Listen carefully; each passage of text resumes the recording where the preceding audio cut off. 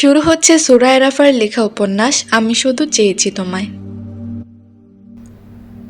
তুষারাবৃত বিস্তৃত শ্বেতরঙা হাইওয়ে, জঙ্গলের সীমানা ছাড়িয়ে যতদূর চোখ যায় ততদূর অব্দি ভয়াল রাত্রির তমসাচ্ছন্ন গর্জন, বরফের ঝাঁজ মিশ্রিত বৈরী হাওয়ায় হিমশীতল চারিদিক। বছরের এই সময় শহরগুলো হয়ে পড়ে কিছুটা জনমানবশূন্য আর ফাঁকা। নিগুড় হাড় কাঁপানো ঠান্ডায় ভর করে সন্ধ্যাক্ষণে বাড়ির দ্বার আটে সকলে। অতঃপর অ্যান্টিকের জানালাগুলো বন্ধ করে ঘরের মাঝে ফায়ারপ্লেস জ্বালিয়ে একটু একটু করে হাত লাগায় টুকটাক ইনডোর ডেকোরেশনে। সেই সাথে অধীর অপেক্ষায় দিন গুনতে শুরু করে বছরের সবচেয়ে বড় উৎসব ক্রিসমাসের। অতঃপর এই নিবিড় নিস্তব্ধ তুষার আচ্ছাদিত নিশীথে শিকারে বেরিয়েছে একজোড়া কুটিল বিধ্বংসী চোখ। তার গভীর তীক্ষ্ণ দৃষ্টিপাত জুড়ে ঘনীভূত হয়েছে পাশবিক অগ্নিদাহ। যতটা প্রতিহিংসার দাপটে অক্ষিপুর ছেয়ে গিয়েছে পৈশাচিক হিংস্রতায়, ঠিক ততটাই সাবলীল আর গম্ভীর মুখাবয়ব। চোয়ালের মাঝে অনবরত ঘুরপাক খাচ্ছে পেপারমেন্ট ফ্লেভারের আধ খাওয়া চুইংগাম। তখন থেকে চিবোতে চিবোতে স্বাদটা কেমন পাঞ্চে হয়ে এসেছে। তবে এই মুহূর্তে তুচ্ছ চুইংগামে কোনোরূপ মনোযোগ নেই গাড়িতে বসা মানুষরূপী দানবীয় শিকারিটার। প্লেলিস্টে ড্রাগ মিউজিক চলছে। সেই সুরের মূর্ছনার সঙ্গে তাল মিলিয়ে দ্বিধাহীন লোকটা গাড়ির জানালায় কোনোই ঠেকিয়েছে অকপটে। অন্য হাত স্টিয়ারিংয়ে বজায় রেখে স্পিডোমিটারে ১০০-র ঊর্ধ্বে গতি তুলে হায়নার মতো তাড়া করে বেড়াচ্ছে সামনে ছুটে চলা ব্ল্যাক মার্সিডিসটাকে। একজন অতর্কিতে হন্যে হয়ে ছুটছে, আর অন্যজন নৈশব্দে ঠান্ডা মাথায় তাড়া করে বেড়াচ্ছে তাকে। এভাবেই হাওয়ার বেগে অতিক্রম হচ্ছে মাইলের পর মাইল। চোখের পলকে একের পর এক পেরিয়ে যাচ্ছে হাইওয়ে, কখনো সূক্ষ্ম ওভারটেক তো কখনো সরাসরি ইউটার্ন। এভাবেই চলে যাচ্ছে ঘণ্টাখানিকের এই চোর পুলিশ কাহিনী। তাও কিছুতেই ধরাশায়ী হচ্ছে না গতিহীন ব্ল্যাক মার্সিডিসটা। ভেতরে যে কোনো এক সূক্ষ্ম কার রেসার বসে নেই, তার গ্যারান্টি কোথায়? তবে পিছন থেকে ছুটে আসা বিএমডাব্লিউর মালিকও যে এত সহজে ছাড়বে না তার শিকারকে, সেটা এতক্ষণে সুস্পষ্ট। প্রায় ২ ঘন্টার চলমান স্নায়ু সহিংসতার ইতি টেনে অকস্মাৎ গতি হারায় ব্ল্যাক মার্সিডিস। রং সাইড থেকে আগত লরির ধাক্কায় মাত্রাতিরিক্ত চলন্ত গাড়িটা কয়েক হাত দূরে ছিটকে গিয়ে উল্টে পড়ে মাঝ রাস্তায়। চোখের সামনে দুমড়ে মুচড়ে একাকার হয়ে যায় ব্র্যান্ডের নিউ গাড়িটা। পেছনে এখনও বিএমডাব্লিউর শটান অবস্থান। মনে হচ্ছে গাড়ির ভেতরের মানুষটাকে পুরোপুরি নিঃশেষ না করে এক পাও এগোবে না সে। কামন, রাত শেষ হয়ে যাচ্ছে। চোয়াল শক্ত করে আপন মনে বিড়বিড়ায় পেছনের শিকারিটা। তন্মধ্যে চূর্ণ বিচূর্ণ গাড়ির দরজা ঠেলে পা টেনে টেনে বেরিয়ে আসে আহত লোকটা। রক্তের তোড়ে ঝুপঝুপ করছে তার সমগ্র শরীর। পা ভেঙে বেঁকিয়ে গিয়েছে। থেতলে যাওয়া মাংসপেশির ভেতর থেকে বেরিয়ে আসতে চাইছে জীবন্ত শ্বেতরঙা তরতাজা হাড়গোড়। তাও রুগ্ন শরীরটাকে টেনে হিঁচড়ে সামনের দিকে ছুটে চলার বৃথা চেষ্টা অব্যাহত রেখেছে লোকটা। যদিও তার সমস্ত শরীর জুড়ে ভর করেছে ভয়াবহ রুগ্নতা, তবে ল্যাম্পপোস্টের নিয়ন আলোক শিখায় স্পষ্ট তার বিধ্বস্ত মুখাবয়ব। লোকটা অন্য কেউ নয়, ড্যানিয়েলের একমাত্র বিশ্বস্ত স্পাই অ্যালবার্ট ফ্রাঙ্কি। সে এই মুহূর্তে আসন্ন মৃত্যুকে মাথায় নিয়ে ছুটছে দিকবিদিক। তবে পেছনের গাড়িতে অবস্থানরত মানুষরূপী পিশাচটার বোধহয় কিঞ্চিৎ দয়া অনুভব হলো তার প্রতি। উল্টো নির্জীব হয়ে পড়া ক্রোধান্বিত সত্তাটাকে পুনরায় জাগ্রত করে দাঁতে দাঁত চাপে সে। তৎক্ষণাৎ গিয়ার টেনে গাড়ি স্টার্ট দেয় সবেগে। গতিপথ একই, তবে গাড়ি এখন দ্বিগুণ তালে ছুটছে। যতটা দ্রুত এগিয়ে গেলে মানুষের পলক ফেলার সময়টুকু অবশিষ্ট থাকে না, ঠিক ততটা দ্রুত স্পিড বাড়িয়ে আলো আঁধারির মাঝেই ফ্রাঙ্কির মুমূর্ষু দেহটাকে রাস্তায় পিষে দিয়ে গেল এক নিমেষে। অতঃপর গাড়ি ঘুরিয়ে ফের পিছিয়ে এসে একাধিক চাকার ঘর্ষণে ছিন্নভিন্ন করে রাস্তার পিচের সঙ্গে মিশিয়ে দিতে লাগলো ফ্রাঙ্কের অর্ধমৃত দেহাবশেষ। যতক্ষণ পর্যন্ত গাড়ির নিচে শক্ত কিছু অনুভব হয়েছিল, ঠিক ততক্ষণই চাকার সঙ্গে দেহটাকে জ্যান্ত পিষেছিল লোকটা। ছিন্নভিন্ন দেহটা থেকে ফিনকি দিয়ে বেরিয়ে আসা রক্তের স্রোতে ভরে উঠেছিল বিএমডাব্লিউর সমস্ত জানালাগুলো। গাড়িটাকে দেখে মনে হচ্ছিল হ্যালোওয়েনের কোনো জলজ্যান্ত কস্টিউম, যার ভেতর স্বয়ং অবস্থানরত ভয়ঙ্কর কদাচিৎ এক ডেভিল কিং। চোখ দুটো ঘুমন্ত হায়নার মতো নেতিয়ে থাকলেও চারিপাশে তাজা রক্তের উৎকট গন্ধে অচিরেই তৃপ্তিতে ঠোঁট প্রসারিত হলো তার। ড্রাগন হান্টার গ্রুপের মূল ভাবনা আজ ভয়াবহ নিস্তব্ধতায় একীভূত। বিভোর মৃত্যুপুরীর মতোই চারিদিক থমথমে। সবসময় যান্ত্রিক মানবের ন্যায় দায়িত্বরত গার্ডসগুলো আজ অত্যাধিক শঙ্কায় জর্জরিত। কোনো এক অযাচিত কারণবশত তারাও আজ চিন্তিত। ভয়ের ক্লেশে শুকিয়ে আছে প্রত্যেকের অন্তরাত্মা। মাত্রাতিরিক্ত শীতল আবহাওয়ার মাঝেও ঘামে জুবুথুবু শরীরের জড়ানো বিশেষ কালো পোশাক, হাতের মাঝে চেপে ধরে রাখা শটগানগুলোর অজ্ঞাত কম্পন আজ বেগতিক। এরই মাঝে বকগহ্বরে জমে থাকা আতঙ্কিত রুহটাকে আচানক কণ্ঠনালীতে ঠেলে দিয়ে আগমন ঘটে ড্যানিয়েল এবং তার ব্যক্তিগত ফরেনসিক টিমের। পরনে কালো স্যুট, হাতের মাঝে জ্বলজ্বল করছে ধারালো চাপাতি, যা দেখামাত্র চিরাচরিত স্থির দাঁড়িয়ে থাকা রোবোটিক্স গার্ডসগুলো আজ ভয়ের তোড়ে নড়েচড়ে ওঠে কিছুটা। ড্যানিয়েলের গম্ভীর চোখে দাউ দাউ করছে প্রতিহিংসার লেলিহান। লবিতে ঢুকে ডানে বামে কোনোরূপ অতর্কিত দৃষ্টিপাত না করেই লম্বা পা ফেলে হনহনিয়ে ঢুকে গেল ভেতরের সিক্রেট কামরায়। দরজা ঠেলে ভেতরে প্রবেশ করা মাত্রই ভলভলিয়ে নাকে এসে হানা দেয় মৃত লাশ থেকে নির্গত এক বিদঘুটে দুর্গন্ধ। গম্ভীর মুখে ভাঁজ পড়ে ড্যানিয়েলের। এহেন বেকুতিক দুর্গন্ধে টিকতে না পেরে সকলে নাকের ডগায় রুমাল চাপলেও ড্যানিয়েল নিরুদ্বেগ। সে সামনের দিকে চেয়ে আছে এক দৃষ্টে। মাথার উপর বিস্তৃত সিলিং, তাতে একে একে উল্টো হয়ে ঝুলে আছে ড্যানিয়েলের দূরদর্শী বিচক্ষণ সব স্পাইদের মরদেহ। প্রত্যেকের চেহারা বিভৎস, দেখেই বোঝা যাচ্ছে ভয়াবহ ট্র্যাজেডিক মৃত্যু দেওয়া হয়েছে তাদের। জঙ্গলি হায়নার মতোই একে একে শিকার করা হয়েছে প্রত্যেককেই। মৃত্যুর ধরনও অনেকটা কাছাকাছি, মনে হচ্ছে সবগুলোই একজনের কাজ। মরা লাশগুলোকে নিষ্প্রভ নয়নে পরখ করতে করতে এক পর্যায়ে ড্যানিয়েলের দৃষ্টি আটকালো পেছনে ঝুলে থাকা সবচেয়ে নিকৃষ্ট লাশটার পানে। মুখ চেনার উপায় নেই, চোখ দুটো কোটরে নেই। শরীরের প্রতিটি অঙ্গ প্রত্যঙ্গ থেকে শুরু করে মাথার খুলিটা ভেঙে চলে তরতাজা মগজ পর্যন্ত দৃশ্যমান। ধীরকদমে ড্যানিয়েল এগিয়ে গেল বিভৎস মৃতদেহটার দিকে। বিষণ্ণ মুখাবয়বে প্রতিহিংসার দাপট খেয়েই হারিয়েছে কিছুটা। বেজার মুখে নিজের বলিষ্ঠ খড়খড়ে হাতটা আস্তে করে ওই চূর্ণ বিচূর্ণ মগজের উপর রাখল ড্যানিয়েল। অতঃপর সেখানটায় আবেশিত হাত বুলিয়ে তপ্ত স্বরে বিড়বিড়িয়ে উঠল আচানক, ফ্রাঙ্কি, মাই ফ্রাঙ্কি। ড্যানিয়েলের মুখে ফ্রাঙ্কির নামটা শুনে মুহূর্তে আঁতকে উঠল সকলে।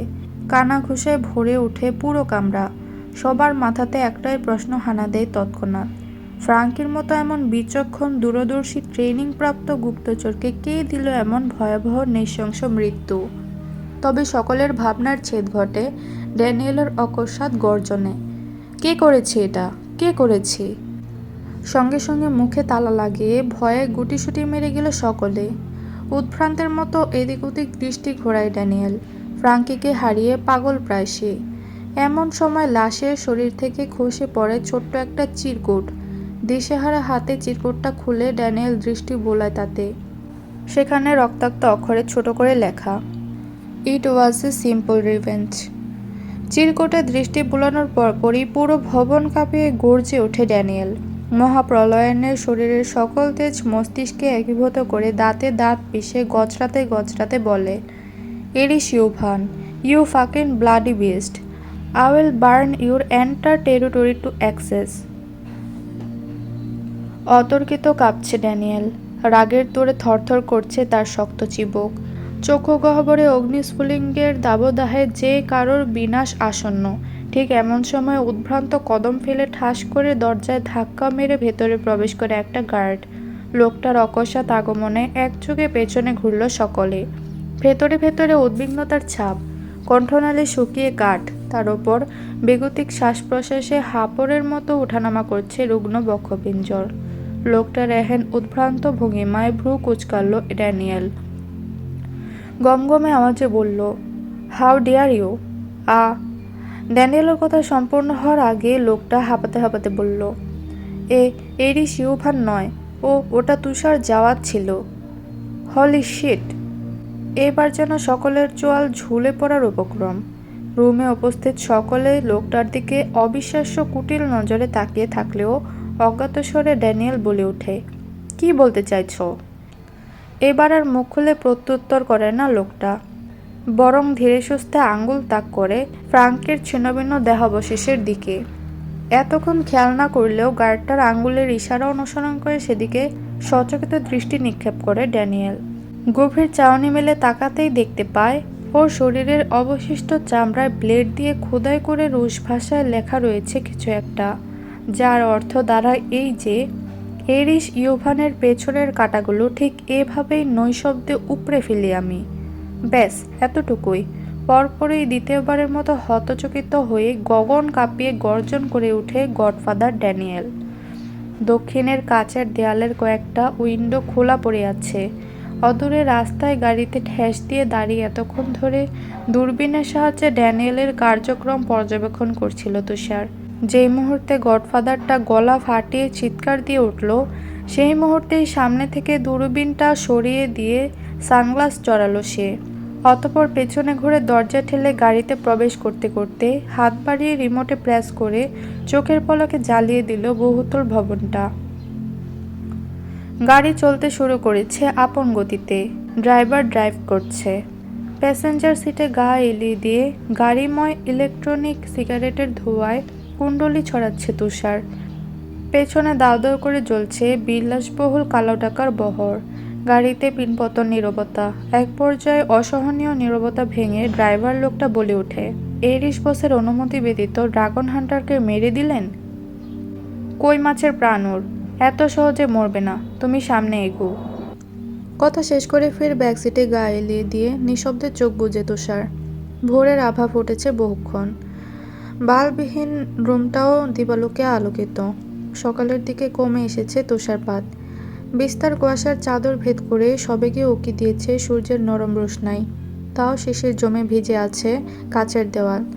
বাইরে থেকে এসে সরাসরি অফিস রুমে প্রবেশ করেছে তুষার। কিন্তু আশ্চর্য, এরিস নেই এখানে। ব্যগ্র দৃষ্টি ফেলে চারিদিকে একপল চোখ বুলিয়ে দীর্ঘশ্বাস ছাড়ে সে। অতঃপর নিঃশব্দে বেরিয়ে যাওয়ার জন্য পা বাড়ালে ওপাশ থেকে কর্ণগোচর হয় এরিসের রাশভারী কণ্ঠস্বর, ফিরে যাচ্ছ যে? ফের ঘুরে তাকালো তুষার। দুপা এগিয়ে গিয়ে কনফারেন্স রুমে উকি দিতেই দৃশ্যগত হলো এরিসের চওড়া পৃষ্ঠদেশ। লম্বা ঘাড়ে জোৎসই করে কাটা সিল্কের মতো ঝরঝরে কালো চুল। মাফিয়া বসের জন্য বরাদ্দকৃত স্বর্ণাক্ষরে পাইথন শিলমোহরে খোদাই করা বিশেষ কাউচ চেয়ারটাতে গা ছড়িয়ে বসে আছে এরিস। তার পা দুটো সামনের কনফারেন্স টেবিলের উপর আড়াআড়ি ভঙ্গিমায় মৃদু তালে দোল খাচ্ছে নির্বিঘ্নে। চোখের সামনে খোলা ম্যাকবুক, তাতে একটা ঘাসের ওয়ালপেপার ছাড়া আর কিছুই দেখা যাচ্ছে না আপাতত। পরনে এখনো ব্ল্যাক ভেলভেট স্যুট। এক হাতের খাঁচে আটকে আছে রিভলভার, অন্যটাতে জ্বলন্ত সিগারেট আর ওয়াইনের গ্লাস দুটোই। সব মিলিয়ে ভীষণ এলোমেলো লাগছে এরিসকে। তুষার নিজেও এই বারুদের মতো জ্বলন্ত দানবীয় সত্তার লোকটাকে এতটা এলোমেলো দেখেনি কখনোই। তুষারের জানা মতে এরিস একটা যান্ত্রিক হৃদয়হীন জানোয়ারের চেয়েও কম কিছু নয়। তাহলে একটা জানোয়ার এতটা উদাসীন হয়ে বসে থাকতে পারে কিভাবে? কী বা চলছে তার পৈশাচিক মস্তিষ্কে? তখন থেকে পিনপতন নীরবতায় ছেয়ে আছে চারিপাশ। ধীর কদমে সামনে এগোতে এগোতে নীরবতা ভাঙল তুষার। দ্বিধাহীন কণ্ঠে জিজ্ঞেস করল, সকাল সকাল রেড ওয়াইন নিয়ে বসেছেন? Isn't it too much? আমার দুনিয়ার সকাল বলে কিছুই নেই তুষার। প্রতিটা মিনিট, প্রতিটা সেকেন্ড, প্রতিটা মুহূর্তেই রাতের মতো কালো। রুক্ষস্বরে জবাব দিল এরিস। তুষার প্রত্যুত্তরে করল না আর, বিনা বাক্যে এগিয়ে এলো সম্মুখে। এরিসের নিকট আসতে না আসতেই ওর চোখের সামনে ভেসে ওঠে আরেক বিভৎস দৃশ্যপট। এরিসের পায়ের কাছে উপর হয়ে আছে একটা নিথর শরীর, যার গরম রক্তস্রোতে চারিপাশ বর্ণালী। কুটকুটে কালো দেওয়ালে ছড়িয়ে ছিটিয়ে রয়েছে তাজা রক্তের রঞ্জিত লালিমা, যেন কালোর উপর লালের মিশ্রণে শৈল্পিক কোনো আবহ চিত্রকর্ম। হতচকিত দৃষ্টি মেলে সামনের দিকে একবার, তো এরিসের ভাবলেশহীন মুখের দিকে একবার চাওয়াচাওয়ি করল তুষার। পরক্ষণেই পায়ের কাছে পড়ে থাকা নিথর লাশটাকে তীক্ষ্ণ চোখে পরখ করে তাতে দাঁত পিষল সে। থমথমে মুখাবয়বে বিন্দুমাত্র পরিবর্তন না এনে বিরক্তিকর স্বরে এরিসকে শোধালো, ওকে হঠাৎ মেরেছেন কেন? হাতের টেটু দেখে তো মনে হচ্ছে টমেটো প্রিন্সের লোক। ডিল পছন্দ হয়নি তাই। এর বেশি জিজ্ঞাসা করো না, উত্তর পাবে না। এরিসের প্রত্যুত্তরে দীর্ঘশ্বাস ছাড়ে তুষার। মাফিয়া বসের এই উদ্ভ্রান্ত কার্যকলাপগুলো আজকাল সত্যিই বেশ ভাবায় ওকে। Is he become a psychopath or something? একা একাই বিড়বিড়ায় তুষার। তবে ওর ভাবনার সুতো ছিঁড়ে যায়। ওপাশ থেকে আগত এরিসের অযাচিত প্রশ্নবাণে, কাজটা তুমি করেছো তাই না? সম্বিত ফিরে পায় তুষার। যদিও ওর অকুতোভয় কলিজাটা বড্ড বেশিই বেপরোয়া, তবে এরিসের নিকট বারবারই ধরাশায়ী সে। সবচেয়ে বিশ্বস্ত সহচর, ঠিক যেমন করে মনিবের সামনে নতজানু, তুষারও তার ব্যতিক্রম নয়। নিজের বুক চিতিয়ে হলেও এরিস ইউভানের টেরিটরি রক্ষায় সর্বদা তৎপর তুষার। ফলস্বরূপ বছর দশেকের পরিক্রমায় আজ এরিস ইউভানের ডান হাত সে। তুষারের থেকেও প্রতিশোধের স্পৃহায় কয়েক ধাপ এগিয়ে এরিস। সহজ ভাষায় বলা যায়, অভিনব উপায়ে খুন করার কৌশলগুলো এরিসের কাছ থেকেই শেখা ওর। ওই জন্যই বোধহয় খুনের ধরনটা খুব বেশি পরিচিত ঠেকেছে এরিসের নিকট। সে যাই হোক, আপাতত জটিল প্রশ্নের সম্মুখীন তুষার। ওর নিশ্চুপ অভিব্যক্তি যা বোঝার বুঝিয়ে দিল এরিসকে। সহসা আরেক দফা প্রশ্ন ছুড়ে মাফিয়া বস, ব্লাড ডায়মন্ড যে এখনও আমাদের হাতে এসে পৌঁছায়নি সেটা ভুলে গেলে?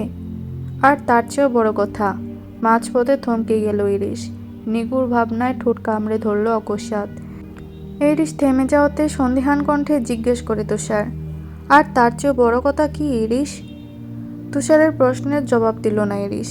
কিয়ৎক্ষণ ভেবে তপ্তশ্বাস ছাড়ল নীরবে। অতঃপর নির্জীব যান্ত্রিক ভঙ্গিমায় আদেশ করল তুষারকে, মেয়েটাকে মুক্ত করে দাও। সরল কপাল বেঁকে গেল তুষারের।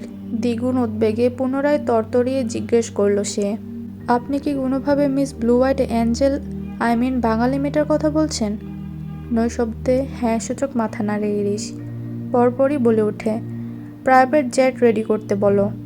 As soon as possible okay বিডিতে পৌঁছে দিয়ে আসো। সহসা মুখাবয়ব থমথমে রূপ ধারণ করল তুষারের।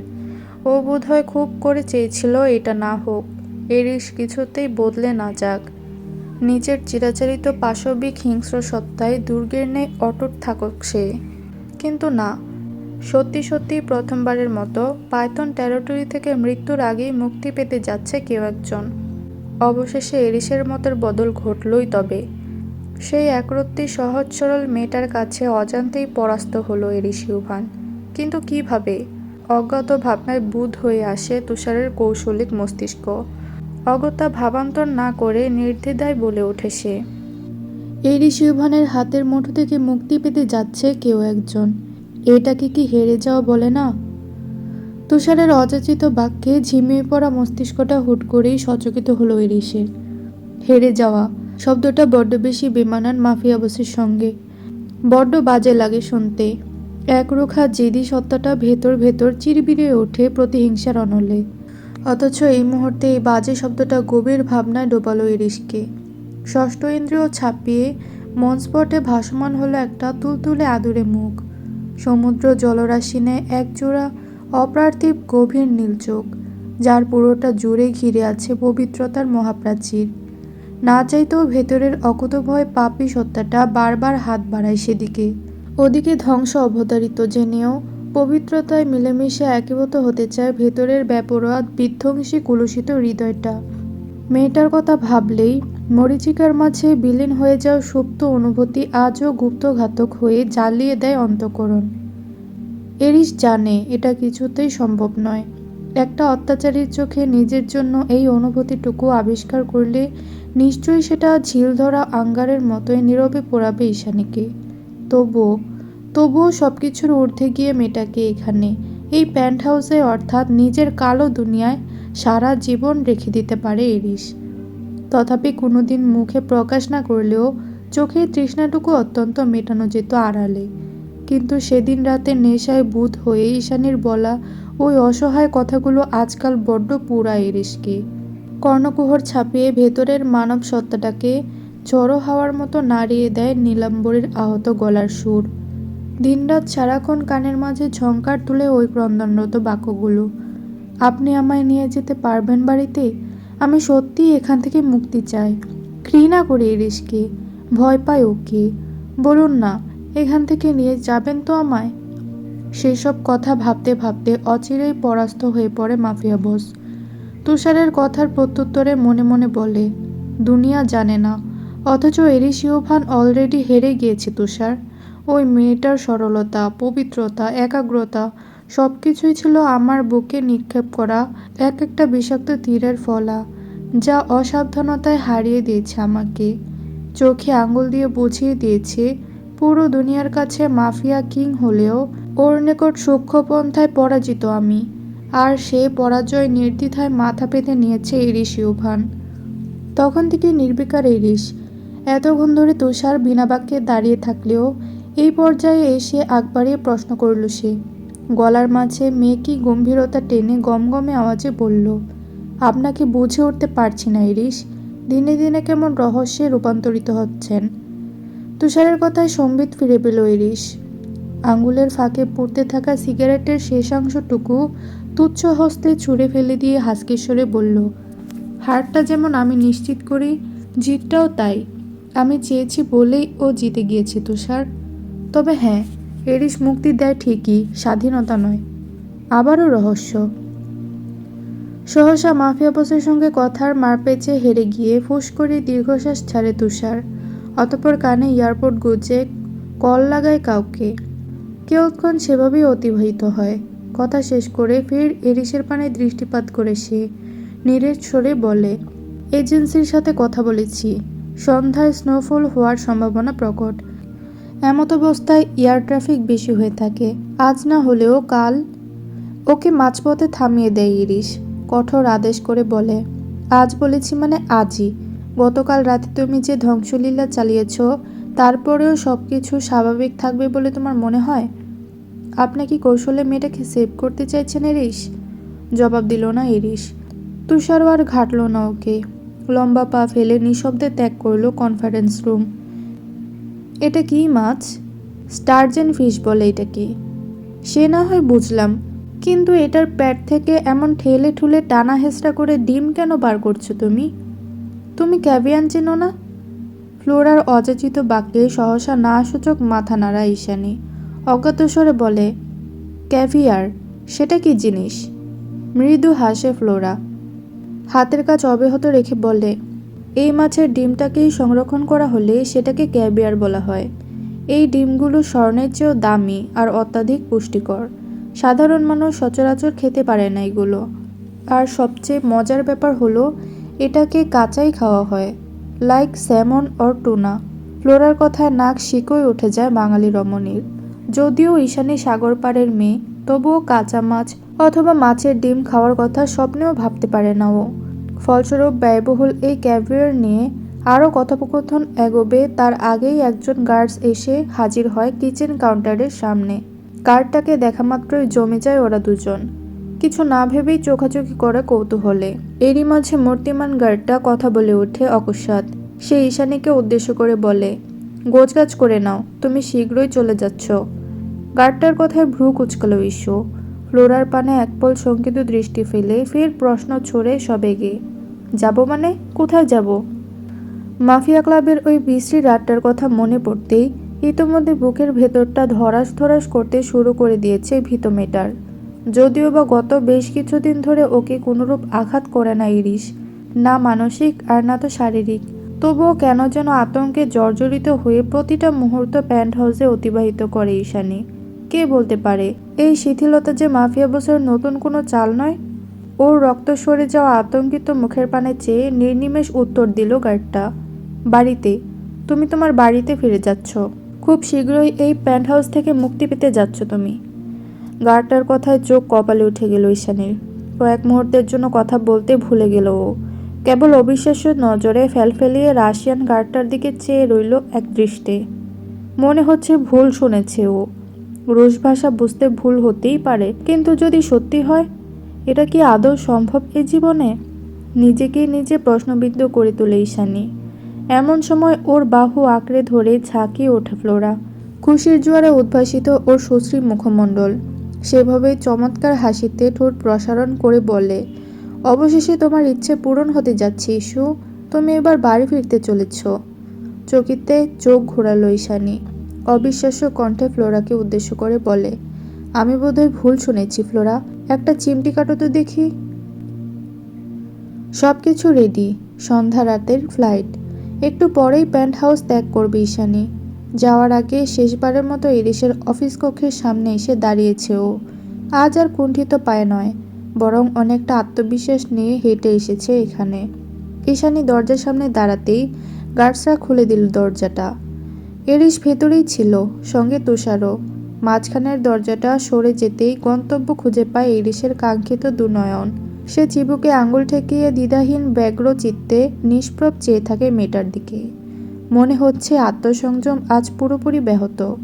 কিছু একটা ভেবে ভেতরে ঢুকতে যেও ঢুকল না ঈশানী। দরজার কাছে দাঁড়িয়ে লম্বা শ্বাস টেনে ভেতরে অনেকটা সাহস পুঁজি করে নিল প্রথমে। অতঃপর মাফিয়া বসটাকে উদ্দেশ্য করে ক্রুদ্ধস্বরে বলে উঠল, বলেছিলাম আমি আপনাকে, আপনার এই পাপের দুনিয়া থেকে কোনো না কোনো দিন ঠিক বের হব। সেই দিনই আপনাকে হারিয়ে জিতে যাব আমি। আর দেখুন, সেই সময় সন্নিকটে। আপনার মতো অত্যাচারী পাপিষ্ঠ খুনিকে হারিয়ে দিয়েছি আমি। আপনি আমাকে মুক্তি দিতে বাধ্য হয়েছেন। এভাবেই সবসময় পরাস্ত হয় পাপীরা, বুঝেছেন?